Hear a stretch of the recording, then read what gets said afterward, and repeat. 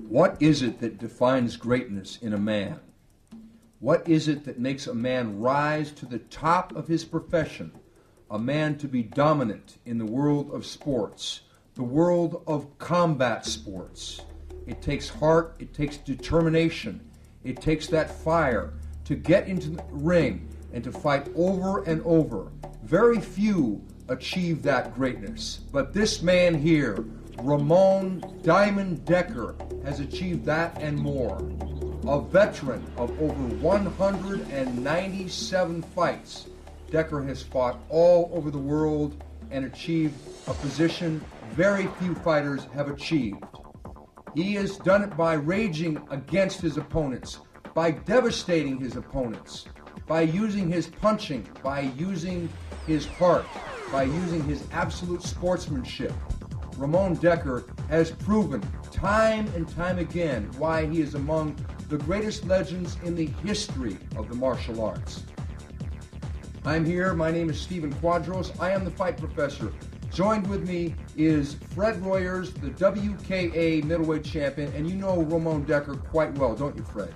I've seen Ramon come up through the ranks as of 12 years of age. He was a young man with an ambition, a man with a drive, and once he started to get the feeling of what he could do, he really rose to greatness. He is probably the most respected Falang foreigner in Thailand, fighting like the Thais. He fought them all. He fought them on their rules, in their land, in their rings, and he beat them. Yeah, I think that Dekkers is one of those kind of guys where he likes the challenge of fighting the best. And let's go down and talk to Ramon Dekkers, the man behind the knockouts. Hello, my name is Ramon Dekkers. I'm from Breda, Holland. I'm 33 years old. I've been fighting for 20 years. I had almost 200 fights. I won 175 fights, 90 by KO. I am 8 times world champion, kickboxing and Thai boxing.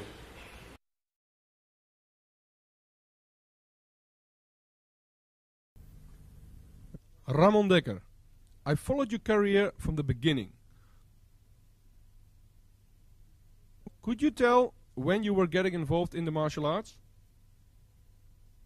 That's about 15 years ago. When were you born? 1969. 1969.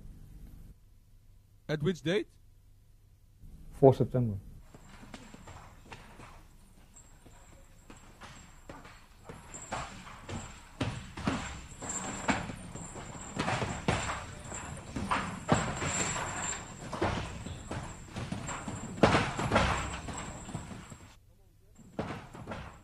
You have a very impressive list of fights. You fought over 200 times, and many of them you fought in Thailand under Thai rules. Of course you make a living of your sport. What are your hobbies, Ramon? Are there any specific hobbies you have? No, not specific. Just the normal things in life. Go out with friends? Go out with friends, drink, have some fun. Have some fun. Yeah. That's it, basically. So you're a very normal guy? Yeah, I am. With a few scars. Yeah, but that's normal. After for a Thai boxer, after 200 fights. You still look good. Yeah, I know. Why Thai boxing? Yeah, when I started in this gym in Breda 15 years ago, I liked what I saw, so I started training over there. And that's how. Who was your first trainer? Koban, and he's still my trainer at this moment. Did you have other trainers? No, he was the first one, and I didn't have any other trainers. So. How did you train before a fight? I watched videos of my opponents, and then when I saw the videos, I started training. How do you motivate yourself before your fights? Yeah, that's very difficult sometimes, but yeah, you want to be the best, and you want to win that fight, so that's how I motivate myself. Any superstitions? No, I'm not so superstitious. Maybe my opponents are, but no, I'm not. What was your best fight? Yeah, I think my best fight was against Koban, when I knocked him out in the first round in Bangkok, Thailand. Oh yes, it was definitely the best moment for Dekker. Dekker at his finest. He got Koban in trouble, and Fred, he went for that finish. Well, Koban was never knocked out before, and this was a huge surprise for the Thais. And look at the punching power of Ramon Dekkers. That has always been his greatest asset. Incredible punching power, his high kicks, his leg kicks, but he never stopped punching until Koban went down. Koban come back again, it's counted 8, but then again Koban comes forward right into his doom. Yeah, right into his doom indeed, because Ramon jumps in with an elbow there, and it was that left hook that ended matters right away. It was Ramon's finest hour, his own admission, a huge victory in Thailand against the champion, Koban. Look at the total stupefaction on the faces of the Thais. They cannot believe what has happened.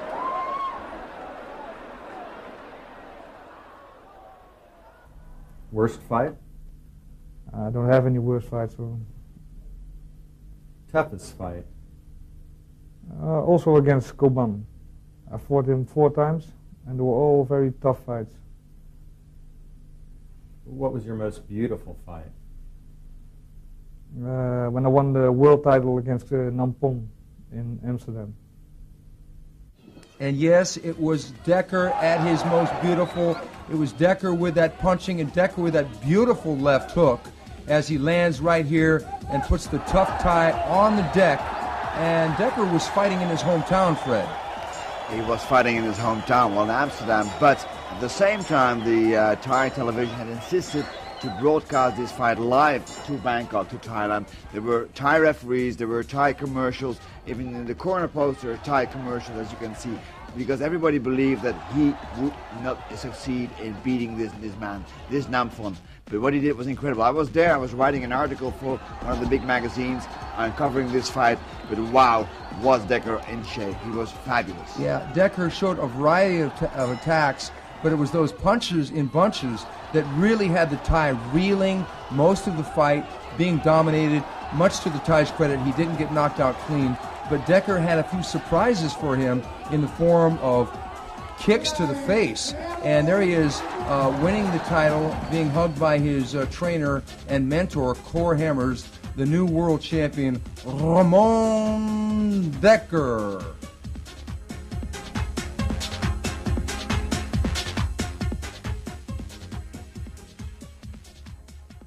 What was your nicest and worst memory of fights or fighting?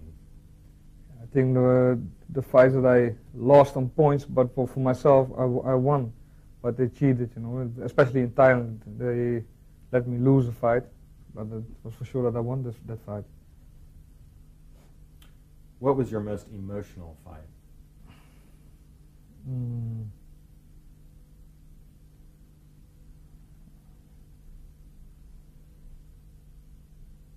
I don't know. Which championship was most important to you? My first world title fight. It was in France against a Thai, a #1 of Thailand. I won the fight on points. Yeah, it was a very tough fight also. So. How has the sport of Thai boxing changed during your career? I think it's more professional now. In the beginning, when I started 15 years ago, it was more, everybody fights everywhere. It was more smaller. The location was smaller, not so much money. Now everything is more organized. Bigger promoters, more people, more money. You have many fans. How do you feel about being an example for your sport? Yeah, that feels very good. That people appreciate what you're doing and looking up to you, and that I'm an example for them. You fought your way to the top, then injuries set in and set you back for a time before you eventually came back to the top. Tell us about your injuries, training, endurance, everything that put you back on top. Mm-hmm. It was a very tough time then, because I had 6 operations in 2 years. Because my ankle was very, I don't know exactly what happened with my ankle, but after 200 fights almost, my ankle was finished. And it was tough after 2 months in the hospital. Yeah, training for 3 months. very tough at that time. So, but in 2 years' time, I get back to the same level. And as soon as Dekker was well, he was back in the gym, working like a madman, on the heavy bag, doing the repetition necessary to develop his power, and also working many drills with partners. Dekker, being an astute student of the craft, knew how to work not only by himself, but also with that ever-important training partner. One thing you see is that Dekker is very controlled. He can fight like a devil. At the same time, he can always train in a very precise and astute way. He is really a scientist of the art. Absolutely. And one thing about Dekker is that it's the constant repetition of the technique to develop the technique. He's not just some free-swinging wild man in there. He is a cold-blooded technician with the intention to terminate. Now this is with Cor Hammers, his trainer and stepfather, who is working the pass with him. And you can see the enormous power that Dekker already possessed at that time. I mean, this man was 63 kilograms, and he fights and punches and kicks like a heavyweight. It's really incredible the way he fights, the way he works. Yeah, I had a special schedule with my trainer, Cor Hammers. We train in a special way to get me back in the fighting, on the fighting level.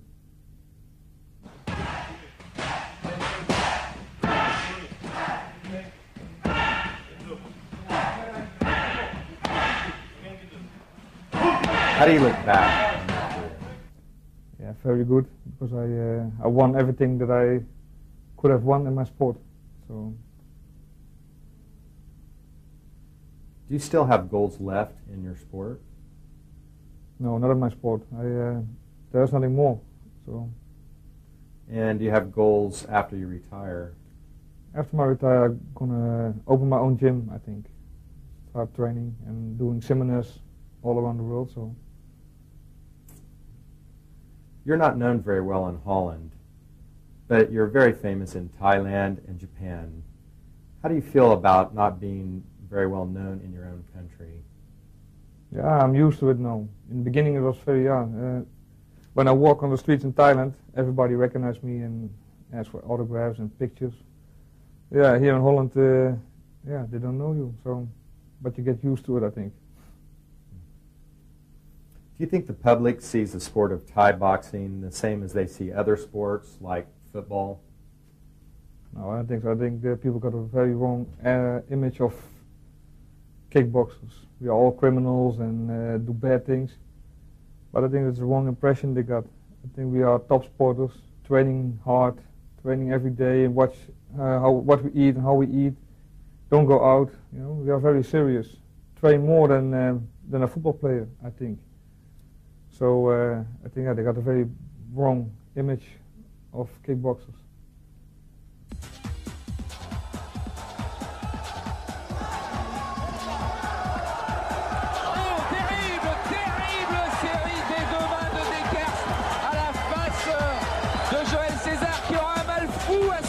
De ça. Il titube et ça va être très difficile pour lui. Le voilà qui retourne à terre. Il l'avait dit Dekkers, c'était un accident contre Koban, mon KO. Je vais me refaire. The first time I fought Cesar was a very short fight. Yeah, what I remember is that he was constantly in the attack, you know? And that I hit him a couple of times very good with some punches, but at the end of the first round, I hit him very good with a left hook, and he went down, and the referee stopped the fight. Joël César n'a pas récupéré du tout, je peux vous l'assurer. Il va venir prendre des risques et ça va être trop certainement. Quelle bagarre! Allez! César avait trouvé l'ouverture, mais il est retouché d'une droite. Il veut se battre immédiatement, c'est forcené, c'est fou ce que peut être la boxe thaï. On boxe depuis 1 minute à peine. Et on retrouve exactement l'ambiance que l'on a à Bangkok, au stade Lumpini. Et c'est fini. C'est fini, Joël César ne sera pas champion du monde. Dekkers garde son titre. On va peut-être discuter dans le coin de Joël César, mais Peut-on dire qu'il avait récupéré? On va revoir des images que Didier Froli va nous renvoyer. Certainement qu'il n'avait pas récupéré complètement, car il avait pris énormément de coups. Et pourtant, il avait trouvé des solutions de contre encore dans les ce dernières coin. secondes. Un coup de pied de face.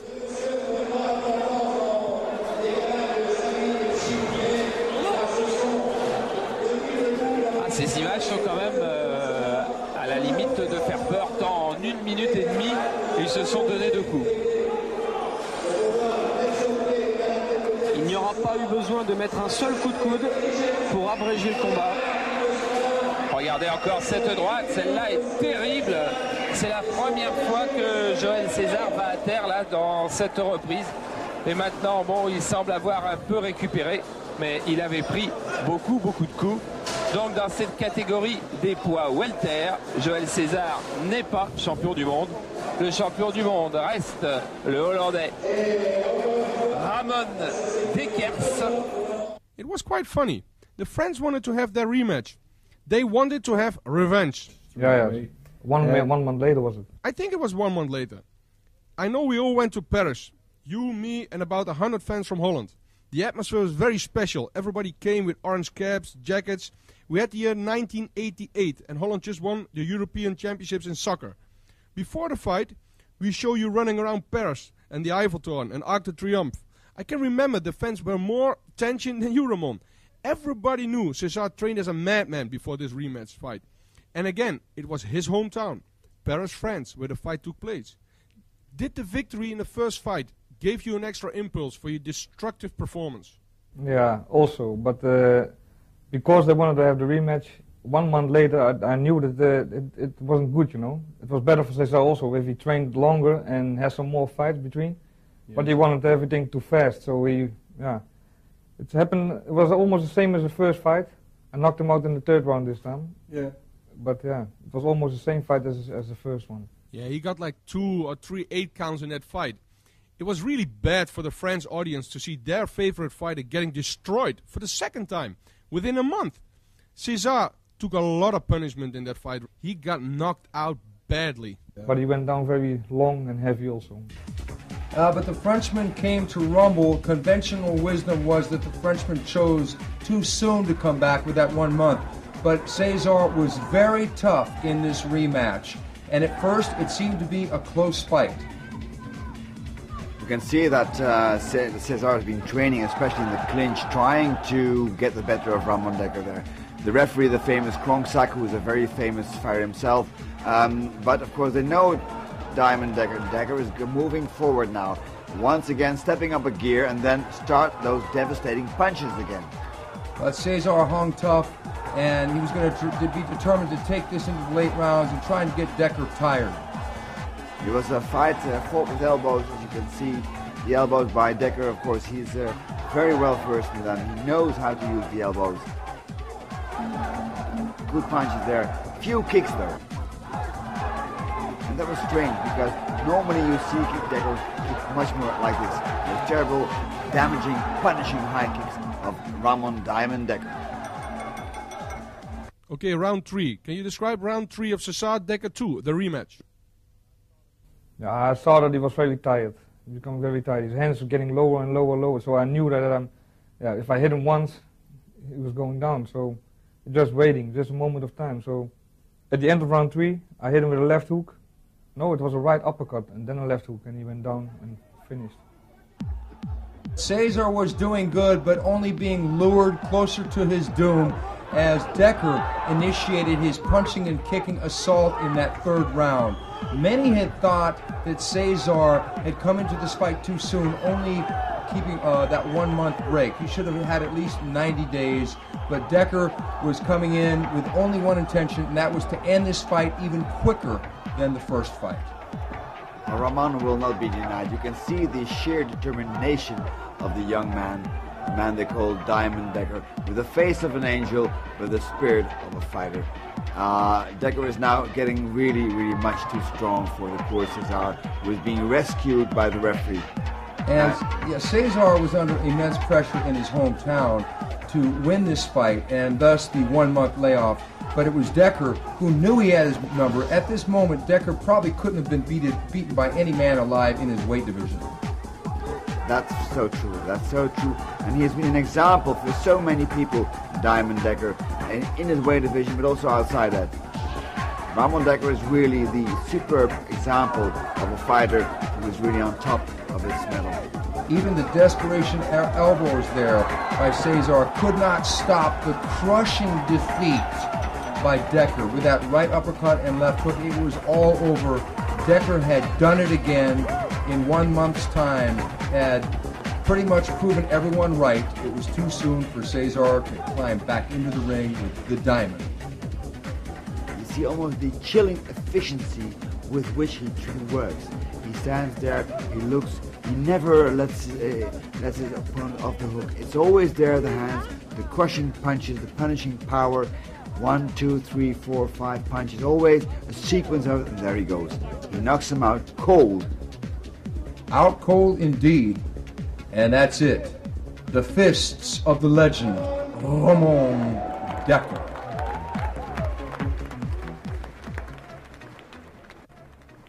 I think it's one of your stronger weapons, your left hook. Left hook, yeah. My boxing, but my left hook is very famous. In the earlier part of your career, you fought another Frenchman called Richard Nam from France. Tell us what happened in that fight. The first time I fought Richard Nam, it was in France, and then I was a B-class fighter, and he was already European champion. Yeah, but I didn't know that. So when I saw him, I said, "Yeah, I will fight," because I didn't know him. I lost that fight on points, but it was a very heavy fight for him and for me. Mm-hmm. So the rematch was in Amsterdam, and then at that time I knocked him down in round 4 by a punch on his left hook and a punch on the body. Yeah, I witnessed that fight. He also had a lot of difficulties in handling your low kicks in that fight, Ramon. You kicked him so hard, even on his defense, that he could not continue that fight. So that was another illusion less for the French people. Your next opponent is Kevin Morris from Great Britain. Yes, there were 2 brothers. Yeah. Morris. I fought his brother also before this fight, and they were very good boxers. They're from England, so they're famous because of the boxing. But yeah, kickboxing is something different. And this was Ramon in his development stages, trial and error time, as we saw some flash from the man from Holland with a spinning hook kick. And we saw a lot of craziness. He was making his on-the-job training, trial and error, that would later forge one of the greatest fighters of all time. My kicks were very good, my high kicks and my low kicks. I think that's why the judges gave you the decision in that fight. My kicks make more points. Yeah. And Dekker had taken his kicking to the next level, as many people thought he was starting to kick just like a Thai. It was the power, it was the commitment. And with that power and commitment, sometimes came the injuries, because Dekker always trained with the intensity of a madman, throwing everything, including those kicks, with full power. Whenever he threw a kick, it was always full power. There was no holding back there. It was just like he was punching, always with the intention of knocking somebody out. Yeah, and there he is fighting just like a Thai, trapping the leg. And it was those kicks to the body, kicks to the leg, everything, that it was like swinging a baseball bat. Dekker was renowned not only for those devastating punches, but also those hammers below the waist, those shins of steel, of which he would occasionally set up with the punches and then blast the low kick occasionally. He was really becoming feared for that power. One of the reasons why he had so many injuries in his later years on his shins and on his ankles were because of these kicks. There was always full power behind them, and he didn't care if somebody blocked it. Of course, those kicks were so fast, usually they could not be blocked. But when they were blocked, then of course the injuries were usually quite great. But that did not deter Ramon Dekkers. He kicked anyway. Yeah, and what he did was he would actually try to kick through his opponent. And the opponent's legs definitely fell prey to that. He would crack guys open time after time again. And the people, when they got with the name Ramon Dekkers, they started to shiver, thinking that they had to go in the ring with this demonstration of destruction.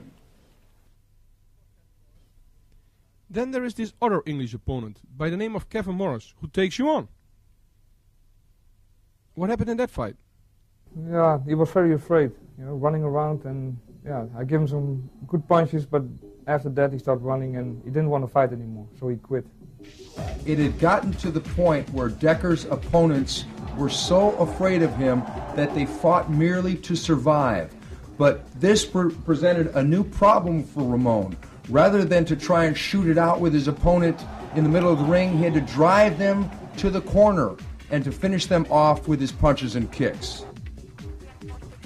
Ramon Dekkers was, of course, one of the most superbly prepared fighters ever, a man who never let go. He was always very dedicated in training, always strong, always powerful, always with lots of stamina. He needed that because the people were so afraid of him now, his fighters, his opponents, they ran away.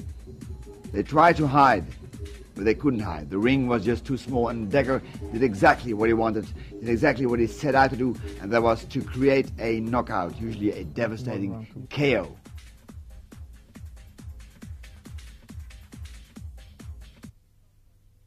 You start fighting in the Netherlands at some big events, promoted by me, Cor Hemmers and Tom Haring. One of the first A-class fights you fought was against a guy named Michel Ubergen from Chacariki in Holland. What do you remember of that fight? That fighter was, he was a very quick guy, very tall, and he makes a lot of points, but not strong, His kicks and his punches were not so strong. So I don't remember which one, but he said that he got a knee in his cross, but it wasn't, but he was afraid. Wasn't much of a challenge for you in fighting that fight? No, not at all. Then your real world famous breakthrough came against your opponent Nampon from Thailand. That time he was a reigning world champion from the Lumpini boxing stadium, who is the highest ranked in Thailand. Some promoters in the Netherlands promoted that fight live to Thailand. It was the first time the Dutch audience saw big name world class fighters all fighting in one event. I think your fight against Nampon was the fight of the night. Nampon tried to survive for 5 rounds. This was the first time you fought a Thai champion, a real big named fighter from Asia. How did you go into that fight, Ramon? Yeah, I know him. I saw some videotapes of him when he fought in Bangkok, and I was really impressed because he was a very good fighter. And he was world champion and champion from Thailand in that weight. So that's one of the most important belts for me, that IMF World Champion belt. That's the International Muay Thai Federation. You almost knocked him out. I think it was a left hook. Yeah, again. You got an 8 count. Yeah. He got 2 times 8 counts, I think. No, he got twice an 8 count. You kicked him in the face, you punched him in the head, kicked and punched him on his liver. But he was very strong, very tough, he didn't go down. So. Yes, there was no respect from you at all fighting the Thai champion. You just said to me that he was from Thailand and that the title was very important for you. Yeah, I really wanted to win that fight. I really wanted to show them that a guy from Holland can be even strong or stronger than one of them, one of the Thai. It is quite unique in that weight class. Nobody did that before. You were the first fighter to accomplish this. Straight after that fight, you fight against Thierry Wannig, a new Thai champion. There is a story before this fight, and I'm the one who knows the story. The Thais wanted to have their revenge, and they put their new Thai champion to fight you, the Thai Thierry Wannig. You said to me before that fight, and I remember this very well, you saw a fight of boxing champion Sugar Ray Leonard a couple of weeks before your fighting. And in that fight, you noticed a nice boxing combination from Sugar Ray. Did the combination work? Very quickly boxing combination, really fast. And I wanted to try it on Thierry, and it worked out very well. It worked out very well because after the fight, I said to you, Ramon, what were you doing? He said that was exactly the combination I saw from Sugar Ray. Unbelievable.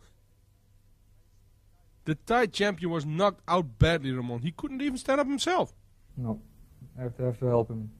So just as soon as Ramon was developing that attitude of kicking like a Thai, he introduced the Thais to the punches of Western boxing with that devastating knockout over Cherry. Dekker had done it again, done it his way, done it with that left hook at the tail end of a punishing combination over the legend himself, and the hometown crowd roared its appreciation. People were suspecting he was now a kicker, but then he proved once again he was very much a puncher as well. The Thais had not seen these kind of punches before. They were used to the knees, they were used to the elbows, they were used to the high kicks. But it was with that ice-cold-blooded efficiency that he set up those punches that he had so well schooled under the tutelage of Cor Hemmers and devastated the Thai champion with that final hook uppercut.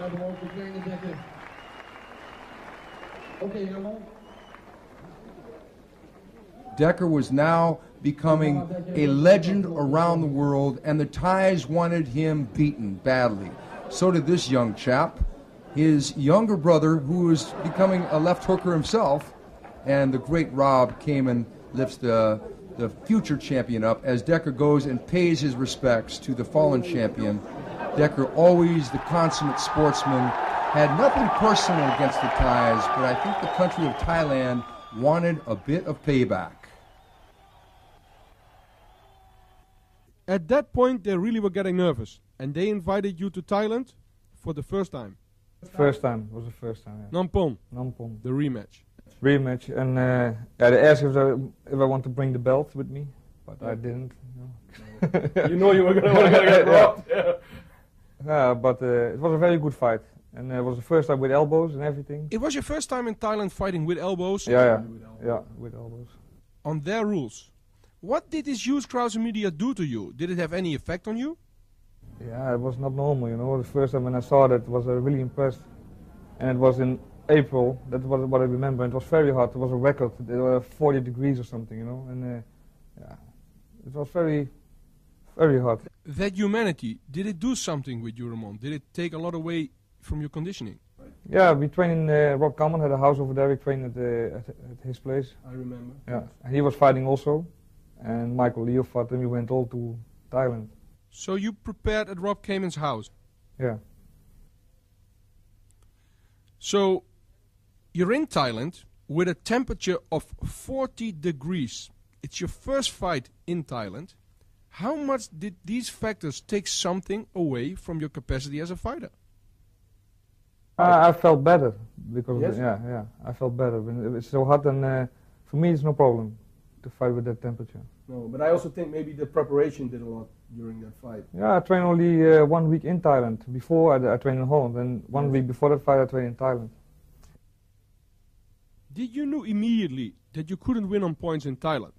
Obviously you saw fights in Thailand and knew that a Phalang, which is a Thai word for foreigner, could hardly win on points in Thailand. We all saw fights where the foreigner fought for 5 rounds and won at least 4 from the 5 rounds, but still would lose the fight on points.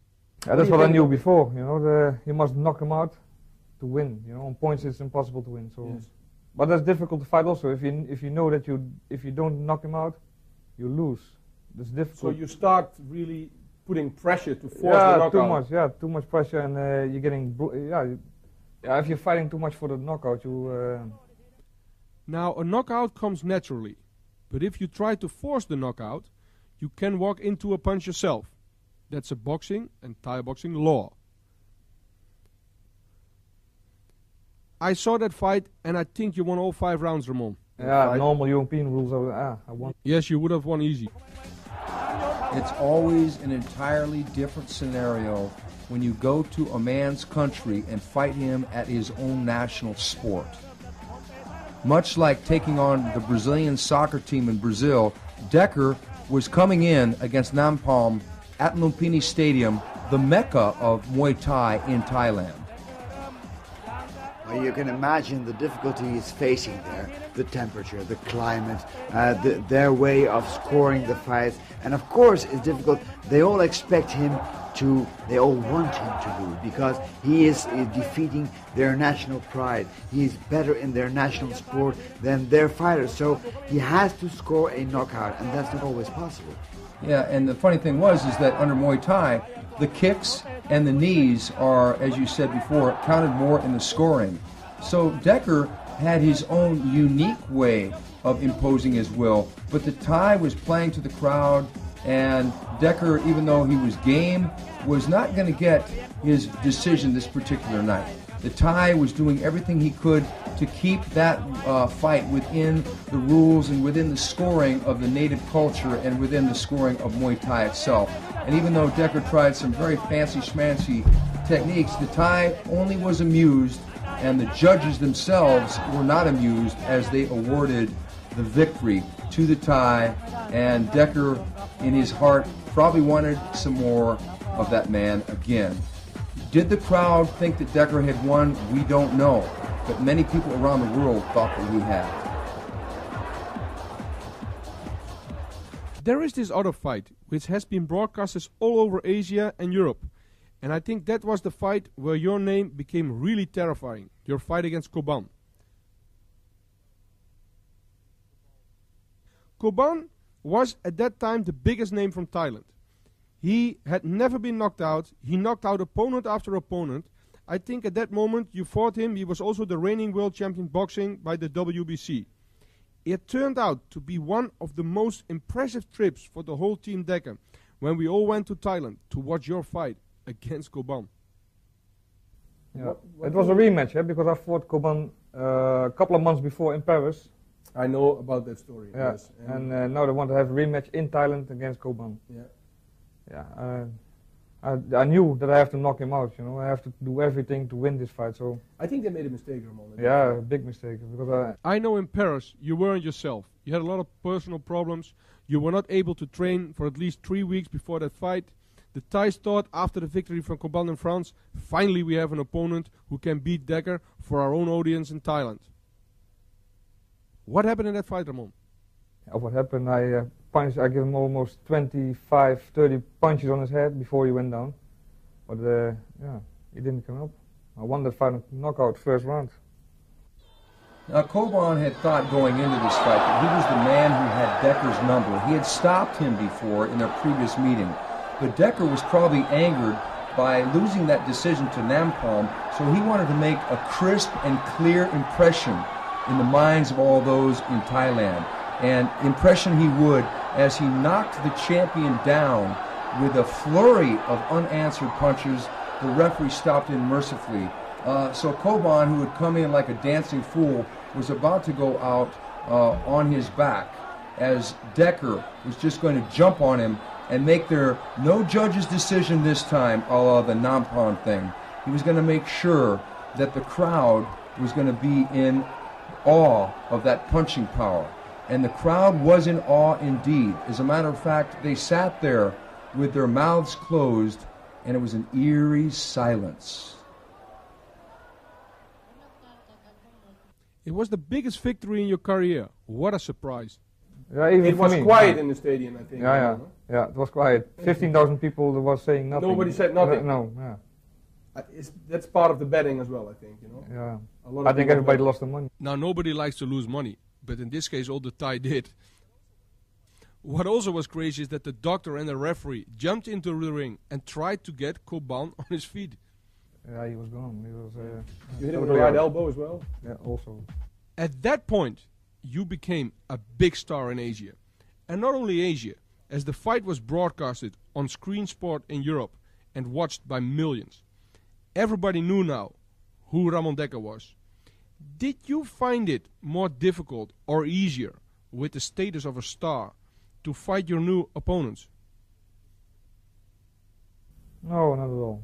I think it's going to be difficult. I knew it's going to be more difficult for me because they're going to prepare new guys for me. They're going to train many. There are so many Thai fighters in that weight category. So, yeah. After that fight with Koban, they asked me if I want to stay for a month. So my whole family came over. And that was one of the things your stepfather, trainer, Kohan said. Arranged that we won't go home, but let everybody come over to Thailand. Then we stay here and I fight one more fight. And that was against Sang Noi, the deadly kisser. They called him the deadly kisser because sometimes he kissed his opponents before knocking them out. Was there a lot of kissing in that fight, Ramon? Yeah, I give him one kiss in round 4. I looked at that fight and you won at least 4 from the 5 rounds. Yeah. Now the Thai people got totally frustrated and disappointed that they could not find a Thai opponent who could really beat you. Yeah. The frustration can be described as a soccer match like Holland versus Germany, where Holland lost in 1974 the World Championships. Against Germany. Against Germany. Yeah. Yeah, can you compare it like that? Yeah, it's the same, I think. Yeah.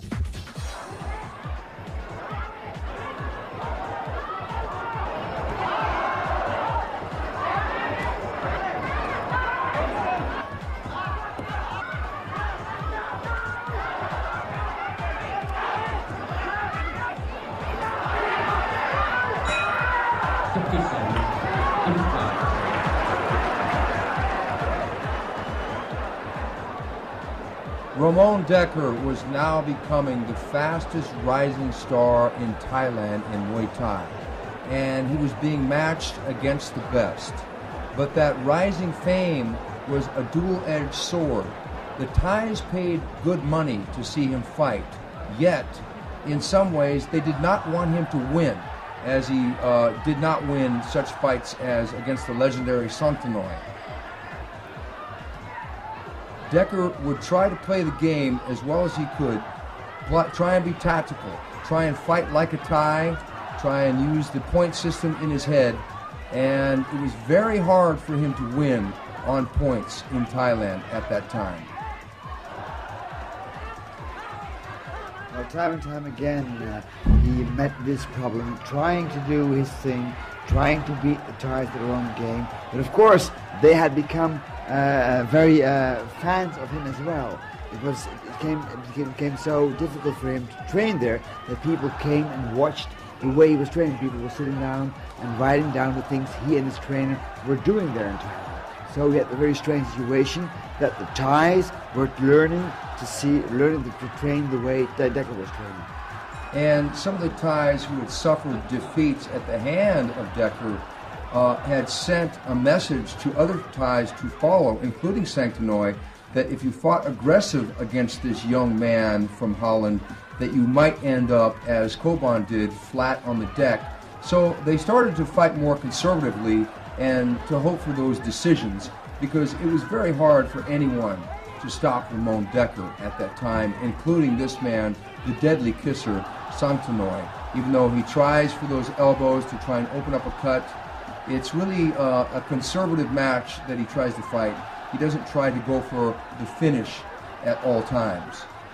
Well, Ramon Dekkers had become so popular and so famous in Bangkok, in Thailand, that if you arrived in Bangkok and you go up to a taxi driver, you say you're Dutch, the first thing they would say is Ramon Dekkers, Diamond Dekkers. That name had become a legend. And it was a legend for such wars, with punches, with kicks, with knees, elbows. And even though he would cut the Thai, he would seemingly win the fight, and he would initiate his own attack, fight at will. The benefit of the doubt was always given to the hometown boy, and it had to be frustrating on one half, but on the other hand, Dekkers just liked to fight, and he liked the adulation he was getting from the fans. The people on the street were just absolutely enamored with this blonde-headed European. Well, you can see here that he's really dictating the pace of the fight. He's cutting Santanoi, and even though he is so much stronger, he is dictating the fight, they still made him lose the fight. And it was sometimes frustrating, but on the other hand, he knew that if he didn't knock him out, he would lose the fight. But I think in his heart, he knew that the fans were behind him. He knew that the people around the world knew what the reality of the situation was. Any good sportsman knows that sometimes to play the game, you have to deal with some extremely strange circumstances around, and politics can be a factor. It's very hard to get a hometown decision, especially in Thailand. Muay Thai is the national sport, and Dekkers knew this going in, but he gladly and willingly played the game, because in some ways it almost didn't matter. As long as he knew in his heart that he had won, it didn't matter what the judges thought. It mattered what he thought, it mattered what his trainer thought, it mattered what the fans thought. And people around the world were starting to revere this man along with the living legends in the sport of martial arts. Even though there's those typically Thai techniques like elbow, he outclassed them. He cut a man like Santino with an elbow, which is really amazing. No other foreigner had been able to do that. No other foreigner had been able to cut Thais with the elbows, fight like the Thais, and he was outgaming them. He was beating them at their own game. People knew in their hearts who the man was, and at that moment, regardless of the announced winner, Dekker was the man. It's Thailand, Thailand, Thailand, Thailand, Ramon. Yeah.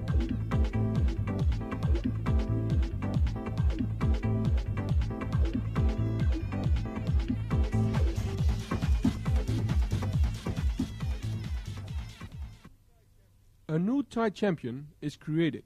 One of the newest champions goes by the name of Sak Mong Ko. You fought him twice, I think. What happened in that fight, Ramon? I fought him only once. You fought him once? Once, yeah. It was in Thailand? In Bangkok. And I heard that he had 6 different trainers before my fight. 6 different trainers trained him, especially for me. Yeah, to knock me out, but that never happened, you know. You were still standing at the end of round 5. Yeah, again. I think it was a bloody fight as well. Yeah, I got an elbow in round 4, I think. But he received some elbows as well and lost a lot of blood. It was one of the most bloodiest fights I ever saw. How did you experience these fights in Thailand? Fighting with elbows, the newest Thai champion #1 again on their list. Did you find them getting stronger? Did you find more difficulties in fighting that many different new Thai champions?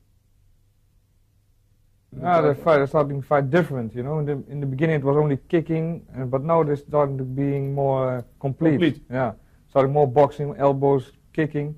And, yeah, even they're gonna make punches to the body, liver punches. Yeah, they look a lot of videos from me, from my fights, so they try to imitate me. So you changed the fighting style in Thailand? Yeah, I think so, yeah. Well, one thing became clear, that was that Ramon, as the years went by, he became more and more susceptible to cuts. Of course, fighting in a very difficult martial art like Muay Thai, where you can use hard contact like the elbows and the knees, you get cut in fights. That's, of course, almost unavoidable. And all the wear and tear, the scar tissue that he had developed during these fights, and made it more and more difficult for him to defend against these kind of blows. And that's what happened here, for example. One elbow just opened up a huge cut on the side of his head, which resulted finally, of course, in him losing a fight. But Dekker would always come back and never be deterred by the blood. He would always come back to try and end the fight, but it was difficult at that moment because they would get into the clinches, they would tie him up, play the game with him, and go for those quick cuts, and he would come out and go for the knockout. But it was becoming more and more as if the Thais were starting to figure Dekker's style out a little bit and use their own techniques, using that elbow, which was a weapon that he really didn't get to fight with too much while he fought in Europe. And the cuts became more and more a factor as he would come to Thailand, and sometimes it would frustrate the man from Holland. But in that frustration, it only led for him to be that much more determined to not only re-establish himself in the hearts of Thailand, but also in the hearts of the fans around the world with that punching and kicking style that had made him famous throughout the universe of fighting. He had become so famous in Thailand that people started really to study his videos, study his fights. There were really trainers, especially who were called in to instruct the fighters who were fighting him, just to make sure that their fighter would win, because they were so proud on their Muay Thai, and the Thai are very proud people.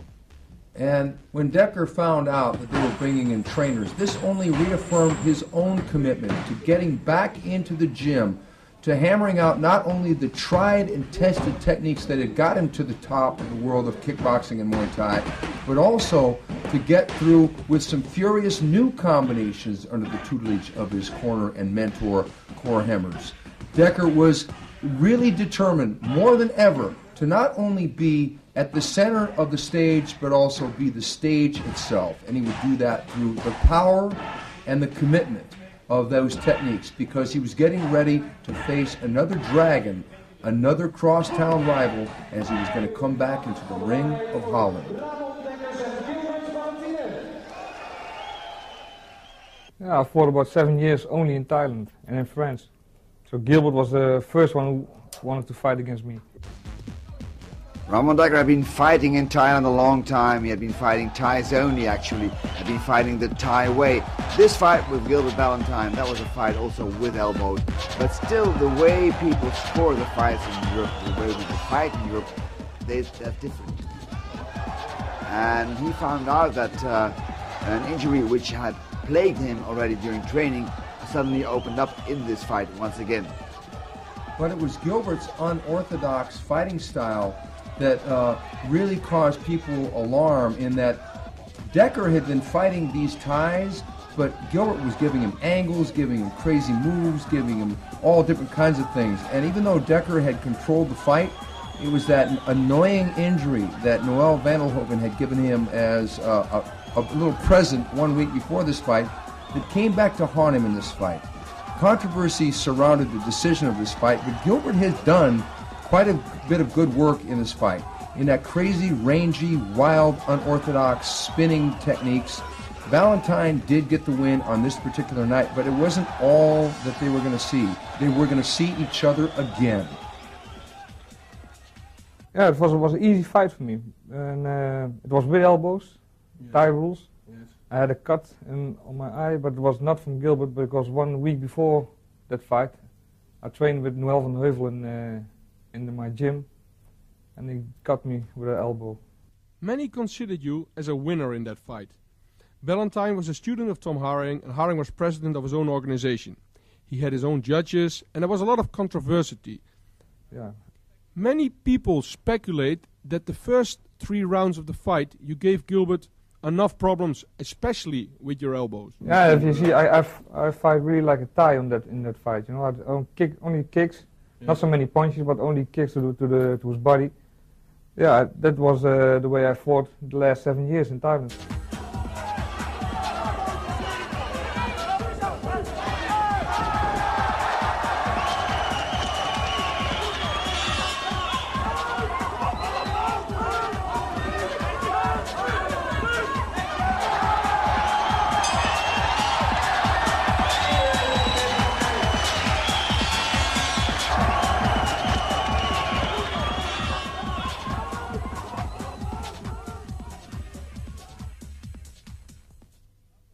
You were fighting a Thai, Chanoi, an elbow specialist who lived in Germany at that time. What happened in that fight, Ramon? Chanoi was a very difficult opponent. He is very, I don't know. Technical, very good. Yeah. He's very good with elbows, because in the 3rd round or 4th round he hit me with an elbow, and I got a very big cut from him. So the cut on the forehead is from Chanoi? It's from Chanoi. It's from Chanoi. That is quite a souvenir Chanoi gave you in that fight. What happened after that 3rd round? Could you continue fighting with that cut? Yeah, I knew that maybe the referee is going to stop this fight, so I have to. Yeah, I started with low kicks, but it was too late. After 2 rounds, yeah, you couldn't walk anymore. But yeah, the end of the fight. Yeah, his leg was totally bruised, and you still continue fighting with the cut. I think your cornerman, Cor Hemmers, did a hell of a job in that fight. Yeah, it was a very big one, but they had super glue and super glue. Yeah, that was one of the wonder tricks we had in the corner. Super glue. Yeah, but it helped. So with the application of that super glue, effectively Ramon had become bionic, and he was going to need those extra special tricks up the sleeve of his corner to get through this fight against this madman technician and Chanoy. Chanoy really seemed to be slippery in getting that elbow on the inside, and Dekker was undeterred. He was going to go out there and to try and knock this man out, but Chanoy was ice cold, meeting Dekker on his own home ground, trying to go again and again to that elbow, which if there ever was a weakness to Dekker's arsenal, it was with the elbow. Chanoy wanted to exploit that weakness. But like I said before, Dekker was undeterred and was swinging for the knockout until the very end.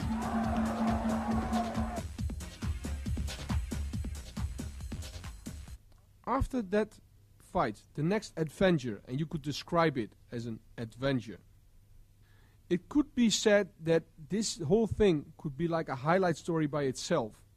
Your fight against Horono, an American Thai fighter. He had some Negro blood. His father was a Negro, American from the Navy. Now, it was the king's birthday. I remember they picked us up at the hotel at 4 o'clock in the afternoon. They picked us up in a small bus. The air conditioning was broken and it was extremely hot that day. We sat in the bus with 9 people. Orlando Wheat, Rob Kamen, you, me, Cor, Liufat, just to name a few. We drove about 3 hours through the middle of Bangkok.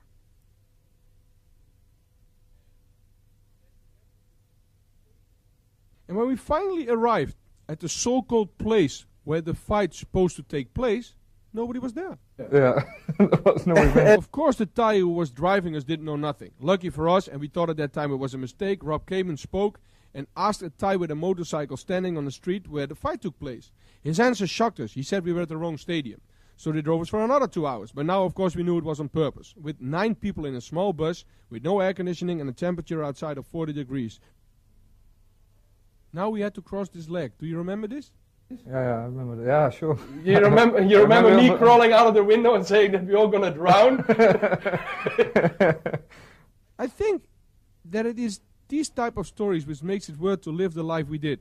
Yeah, after it's funny, you know, you can laugh, but before that it's not normal. Before it takes you way out of your concentration. Yeah, sure, because when we arrived there, I came out of the bus, I must tape in and did some warming up. And then you had to sit in the ring on your knees for at least an hour after that 5-hour drive in a small van with no air conditioning.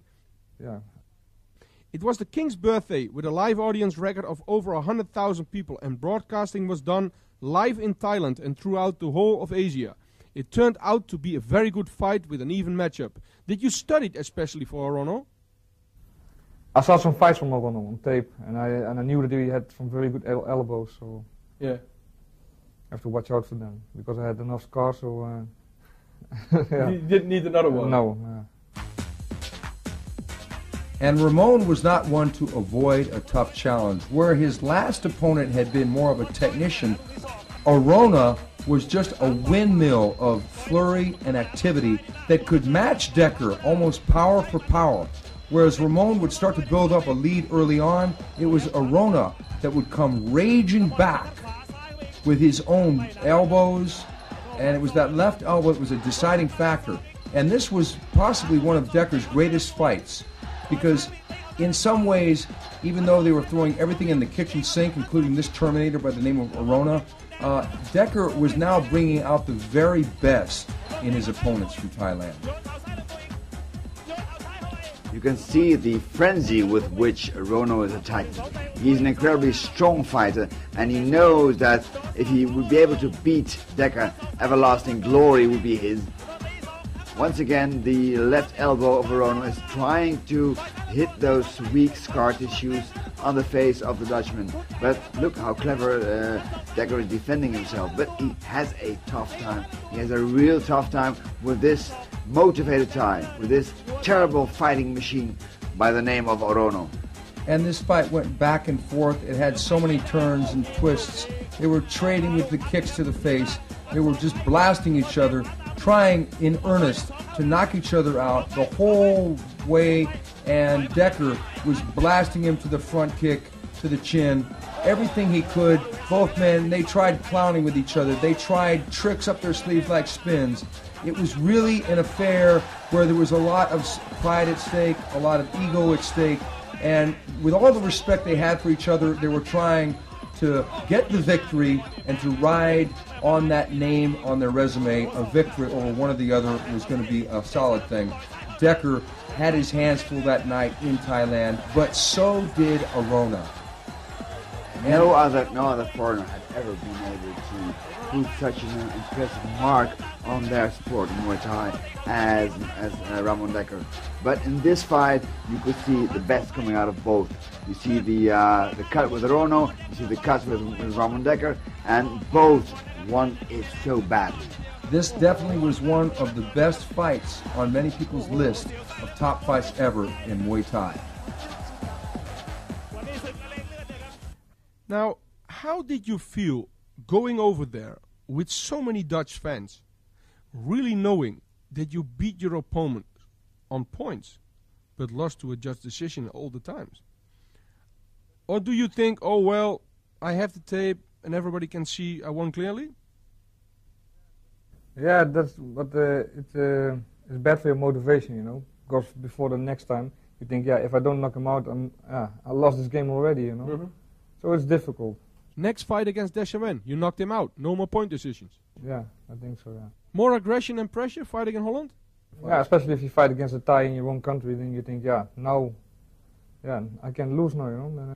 I think that fight was in Rotterdam against Dekker, the Thai fight. Yeah, I hit him very hard on his body, on the liver. Liver punch? Liver punch, second round. He couldn't stand up? No. Yes, he faced Ramon Dekkers in Holland, and he was incredibly hard to beat. In front of the hometown crowd, he always seemed so dominant. And the Thai was clowning around, trying to win the points as far as the showmanship. But with Dekker fighting him in Rotterdam, Holland, it was going to need more than that. It was going to be more of a punch-kick situation, of which Dekker was the master at that night, with a devastating body punch. Once again, it shows the versatility of Ramon Dekkers, because the Thai has his defense very tucked up high, tucked up behind his guard, and all of a sudden that devastating liver punch comes in, and that hurts so bad. Once again, a KO victory for Ramon Dekkers. My kicks are left harder, and my punches also. Despite you're right-handed? Yeah. Is that because the way you train? Is there a special way of training? No, I think that's... It's natural. Natural. You're born that way. So, you fight first in France, and you had a hell of a fight there. You had a big problem with your ankle. And me, myself, as a promoter from the rematch, became very nervous after seeing that injury. Yeah, I was very injured then. Yeah, you were very injured. And then 1 week later, you had to have this fight, this huge rematch in the Netherlands against Gilbert Ballantyne. Many fighters have that one opponent that brings out the very best in them. In this case, Ramon had the crosstown rivalry with Gilbert Ballantyne. Here in the rematch, Dekker and Gilbert go toe-to-toe for the entire fight. Dekker dealt out punishment, Gilbert dealt out punishment. It was the injuries, though, that had plagued Dekker so many times before this fight, and many thought that he was not going to prevail again, but prevail he did, and with force. But Gilbert wasn't going to give up at all. This is a lot like the classic rivalries in boxing between Sugar Ray Leonard, Roberto Duran, Marvin Hagler, and even in the heavyweights with Joe Frazier versus Ali. The classic opponent. They brought out the best in each other. Two Dutch guys going toe-to-toe. You can see that Ramon is already heavily relying on boxing techniques. Because of all the operations he's had on his legs, he's had, I think, 6 operations in 2 years. He just actually couldn't really kick with his right leg. He had to do it all with the left one, but still punching and kicking and going strong in this fight with Gilbert Ballantyne. Look at the way they eye each other. These two guys, they're just amazing. It's interesting because both these guys on paper have similar styles because they're both punchers. They both like to throw the wild kicks. But when you see the fight in its entirety, you realize that even though they are punchers, they punch entirely different. Ballantyne is in some ways more of a brawler, more of a street fighter, where Dekker is the... Now look here. Ballantyne really tried to snatch this fight away from Dekker, but it was Dekker's heart which eclipsed his injuries. It was that big heart indeed, plus the years of training that he had that forged an iron will that even though he was only kicking with that left leg, the pain he was feeling in the right leg did not deter him from taking this win against his crosstown rivalry, Gilbert Ballantyne. We shouldn't forget that Ballantyne was a great champion in his own right, a formidable fighter, and to be able to, even at this stage of his career, to wage a war with Gilbert Ballantyne is really an amazing feat. And I think that there was no bad blood after a while. There may have been at the initial time when they met, the first and even before the second fight, but after a war like this, where these two warriors go toe-to-toe, head-to-head, they gain that mutual respect for one another as Dekker notches the win and gets his revenge against the man from Chakariki, Gilbert Ballantyne.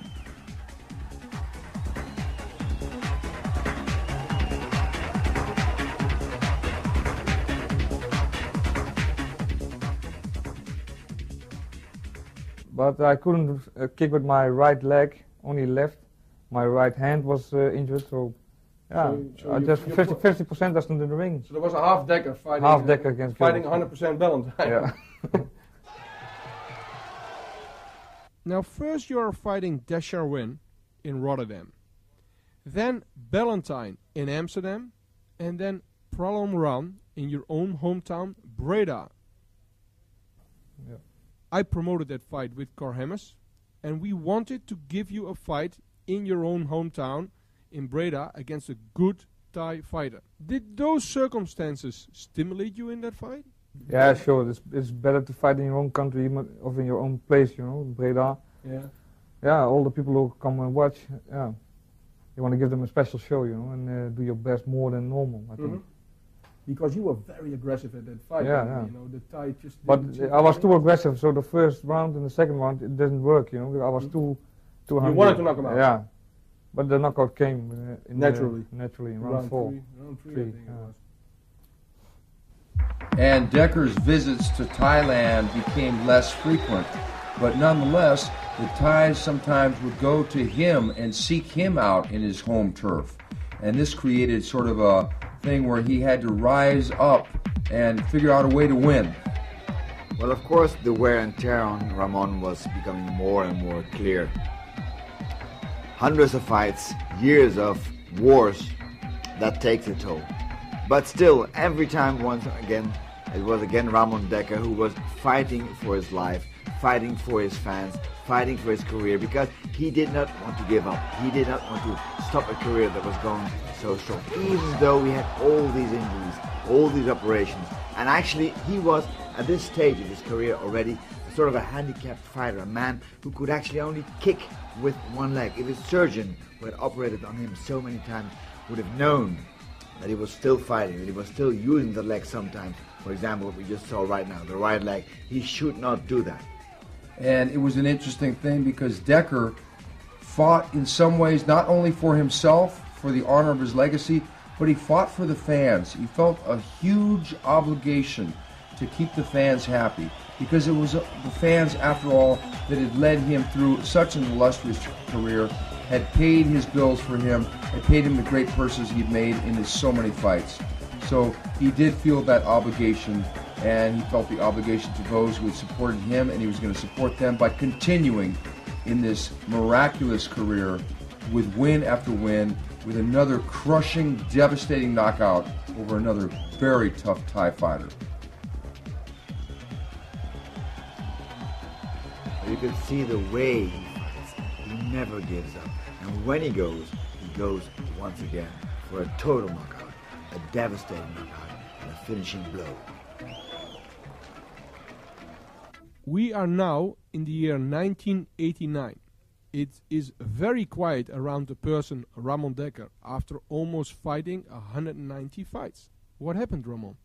I had an injury on my ankle. I had an infection in Thailand, and something with my bone structure. It's because of all the kicking in 200 fights almost. And then the infection, I got it in Thailand, so they almost have to amputate my right leg. So after that, when I recovered, I was afraid for fighting again, you know, because I don't want to lose my leg. Especially to kick with that. Yeah, also. So when came the decision that you wanted to start fighting again? I love fighting, you know, and it's getting better with my legs. So I start training, getting better. Yeah. So then I start fighting again. One of the first fights after that injury is against a Moroccan named Hassan Khazroui, who made a big name by knocking out some popular Thais. You took that fight and it was very exciting to watch. Every round was exciting. Yeah, but because he's a very difficult guy, Hassan Khazroui. Because he came from Taekwondo. Mm-hmm. He had some very strange kicks, you know, and movements. So something new for me because I fought all the Thais and everything. And then suddenly against Hassan, you fought totally different. I think it were your boxing skills that dominated that fight. Yeah, I was stronger than him, you know, but yeah, my boxing skills were better, so I knocked him out. Yeah, you knocked him down quite a few times, but he showed a lot of heart in getting up every time. You won that fight. How did it feel to win after a long absence against a real upcoming talented fighter like Khazroui? Yeah, I feel good, especially after the injuries, you know. As Dekkers' career advanced, so did his weight, and he was forced to move up not one but two weight divisions. And there were many hungry young lions ready to try and notch a win over this master of the ring. One of these was Hassan Khazroui, a formidable fighter from Morocco who had wonderful leg techniques coming from a Taekwondo background. And he challenged the old master, but it turned out that it was a challenge that he could not really stand up to.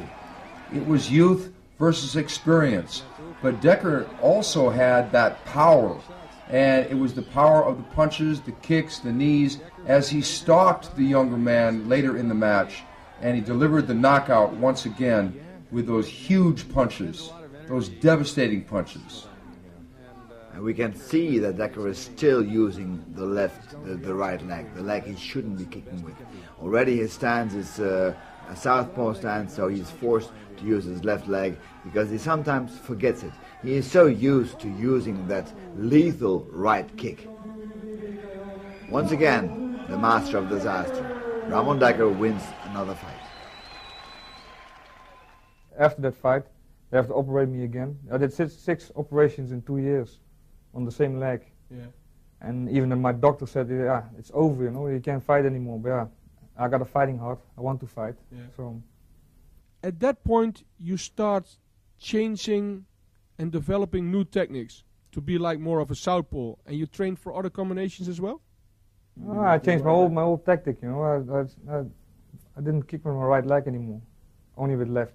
Even my punches were different now because I couldn't stand and walk and move on my feet like I'm used to. Okay, the fight against Ryan Simpson, who became another big rising star in Muay Thai in the year 2000. What happened in that fight, Ramon?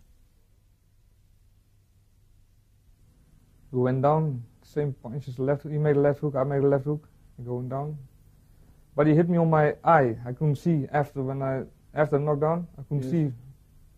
I think that was very frightened, you know, because I thought, yeah, maybe I'm blind, you know. So I thought, hey, what's this? So. Yeah. Did you find out what it was? Did the doctor tell you anything? Yeah, and I went to the hospital, and it's something with the. Something with the eye.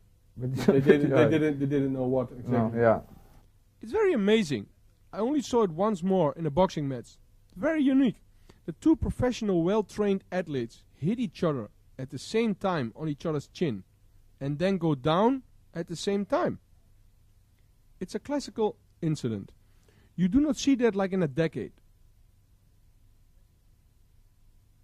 Now Simpson made his name through you, and the fight was very well matched. And it was enjoyable to see that Dekkers was still there after your terrible injuries. Of course not the old Dekkers, because you could notice your different fighting style and that you did not kick as much anymore. I didn't train them because before that fight, I think it was a month or 6 weeks that I came out of the hospital and was still recovering. Then another new opponent, a Moroccan fighter named Tarzati from Musa Gym, a good fighter who takes you on. Yeah, but it was a tournament. It was only 3 rounds, Yes. and normally I start after 3 rounds. Yes, you know, like when a Thai fighter. yeah, it was too short, and it was They gave the decision to Tarzati, although you were warming up. I think if it was 5 rounds, Yeah, he it was wouldn't not a survive problem. it. Yeah. So you are not really a tournament fighter. If it is for 5 rounds, then I am. Then Gerald Mamadeus, a world champion full contact, who was starting Muay Thai as well. You knocked him out by leg kicks in round 3. I think it was leg kicks. What happened in that fight? In the beginning, with opponents like Mamadeus, who has the same fighting style like, for example, Kazrui, can be very dangerous. Did you train differently to fight Gerald Mamadeus? Yeah, for every fight I train technically. You know, I watch the videos and I train different. But yeah, he had a big name, Mamadeus. He said he kicks very hard, but he's flexible, but not so strong. So you did not find him a strong kicker? No. I think it was in the beginning with low kicks. He could not take the low kicks, and that is a rule in Thai boxing. You start with low kicks, and then later follow to finish with punching techniques. Then punching, and then I hit him on his head, and the referee stopped the fight. And even though Ramon had been forced to change his style to that of a different fighter, to kick mainly with his left kick and to use a different fighting stance, it was right around this time that he fought a very game Mamadeus, and it was right around this time that that new style started to really come into effect for Ramon. Like so many others, Mamadeus wanted to have this chance to fight against the greatest legend of modern Muay Thai. He wanted to have this chance. He's a great fighter himself, Gerald Mamadeus, but he was still outclassed in some ways. And Dekker, still, against orders from doctors and from most sane people, kept kicking with that right leg because some habits are hard to break. He tried that new style, and the new style was working, but it was that old, tried and true style that he had used so many times for years and years. And even though he was now stepping up in weight and fighting younger men, bigger men, he still always found a way, sometimes the old way, with the hard kicks and the hard punches to defeat the young lions coming up the ranks. Well, just imagine the pain he must have felt delivering every right kick. And the kick just is it comes so natural. It's just a movement which has been practicing for so many years. It's nothing you can stop automatically. Still he made it, still he did it, and still he fought his fight. Against a very game Gerald Mamadeus, a wonderful, great fighter himself, who couldn't take no more, even the kicks that had this debilitating effect. His right kicks, his right low kicks, always powerful, still probably just as painful to himself as to his opponent. Once again, another KO victory for Ramon Dekkers. There's a lot of fighting in the Netherlands at that point, especially to promoter Mohamed Aitasu, who was promoting in the Netherlands and put on some great fights. Did you like fighting in the Netherlands again at that point? What I mean is there was not a 10-hour flying anymore to Thailand, but just a half-hour drive from your house to the fight. Yeah, also, but I like the flying, you know. It's not a problem. You like the flying. Yeah. You didn't like the infections in Thailand, but you like the flying. The flying, not the flies, but the flying.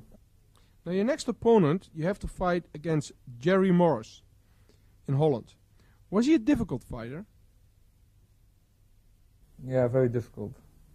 Yeah, you know, he runs around. Yeah, he don't attack, you know. He don't want to fight. He was surviving in the ring, running for 5 rounds, and then, yeah, he didn't want to fight. And it was Morris's frustrating style, his defensive countering style, that gave Dekker fits. He didn't want to stand toe-to-toe with Dekker. He wanted to move around. He wanted to use his defense and pick his own shots. And it was mainly a boxing match.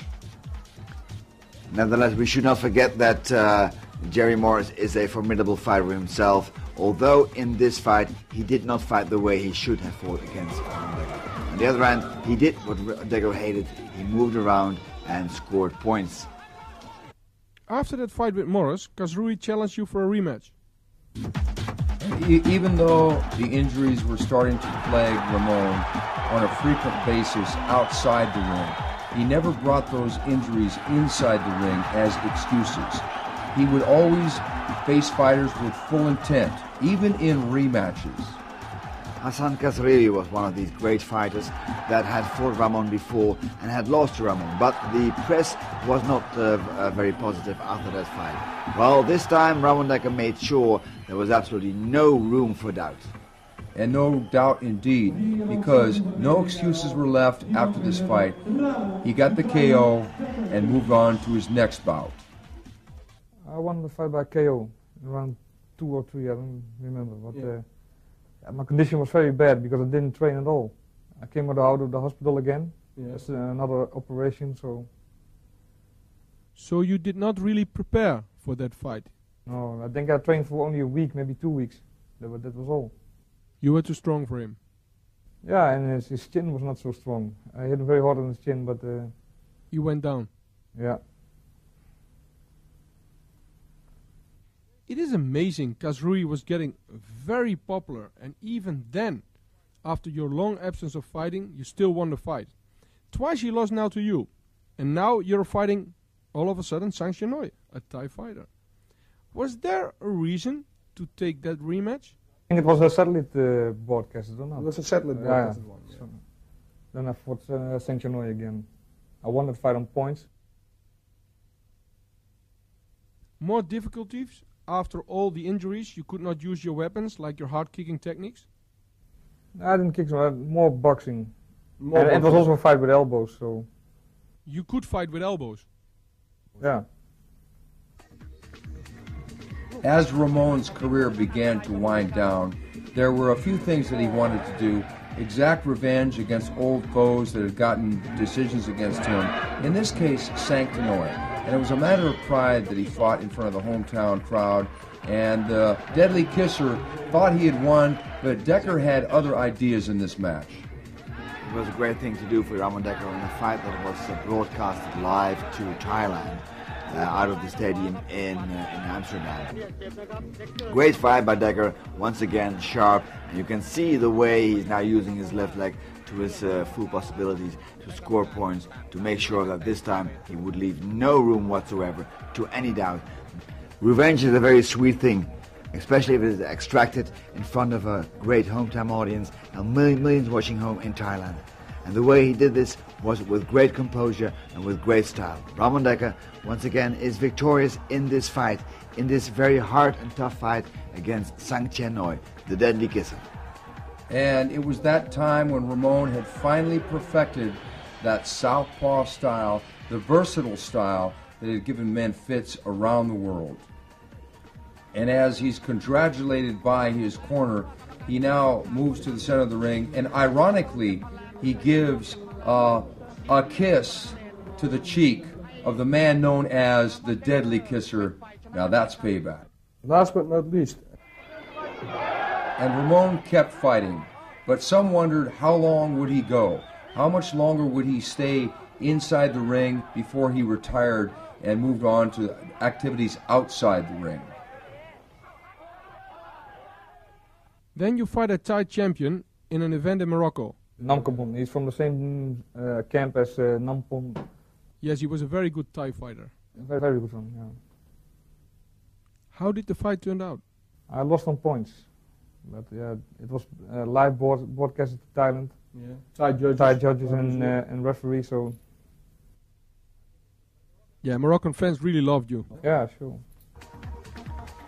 In some ways, Ramon Dekkers had reached a stage in his career in which winning or losing didn't really matter so much anymore.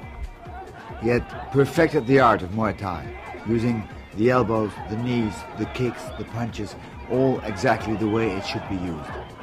And it was his defensive ability, along with his offense, that made him the complete package.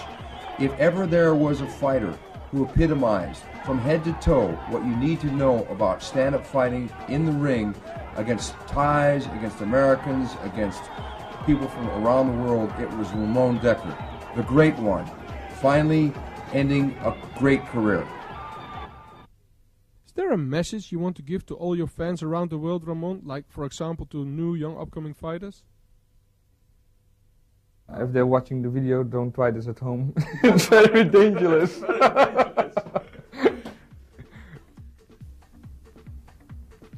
I hope you like my highlight tape. Thank you for watching. There's no doubt that Ramon Dekkers has etched a place in history as one of the greatest fighters of all time. I'm Stephen Quadros, I am the Fight Professor, and I've been very proud to have worked opposite my broadcast partner, Fred Royers. Fred, what about this Ramon Dekkers character? Well, Ramon is fabulous, fantastic, and I would like to thank him on behalf of all the Muay Thai community in Holland and all over the world for all the years of pleasure, of excitement, of fantastic experiences that he has given us.